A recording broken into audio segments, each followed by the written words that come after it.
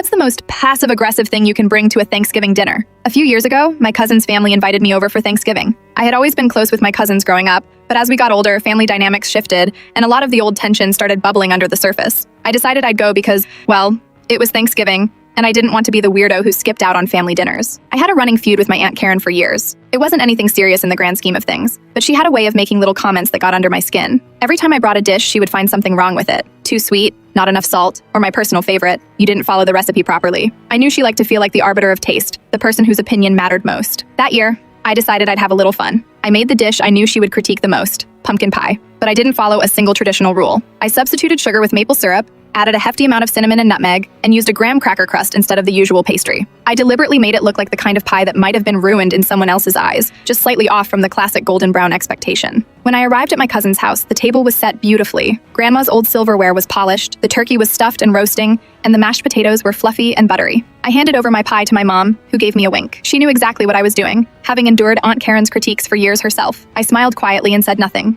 letting the pie speak for itself. The moment of truth came when Aunt Karen finally noticed the pie. She picked it up, turning it in her hands, examining the slightly darker crust and the different texture. "Oh, what's this? Pumpkin pie?" she asked, her tone curious but suspicious. "Yes," I said sweetly. "I tried a new recipe this year, maple syrup instead of sugar, graham cracker crust, and a little extra spice." Her face immediately twitched. She looked like she was trying to keep her composure but failing spectacularly. "Maple syrup? Isn't that unusual?" she said. "I mean, that's different." I just smiled and nodded, saying nothing further. I could see her scanning the pie like she was trying to find a reason to tell everyone how wrong it was. I'd planned it exactly this way. No explanations, just let the subtle passive-aggressive jab land without me having to say a word. When dessert time came, the pie was cut and served. Everyone else seemed to enjoy it. My Uncle Joe, who normally barely touches desserts, went back for seconds. Cousin Emily asked for the recipe, taking notes diligently. I saw Aunt Karen's expression, a mix of horror and disbelief, as she realized that everyone else was actually enjoying it. She tried to say something about how untraditional it was, but everyone was too busy complimenting the taste. Later that evening, Aunt Karen cornered me in the kitchen. She tried to give me one of her classic critiques, but I just laughed and thanked her, saying I liked trying something new. She huffed and walked away,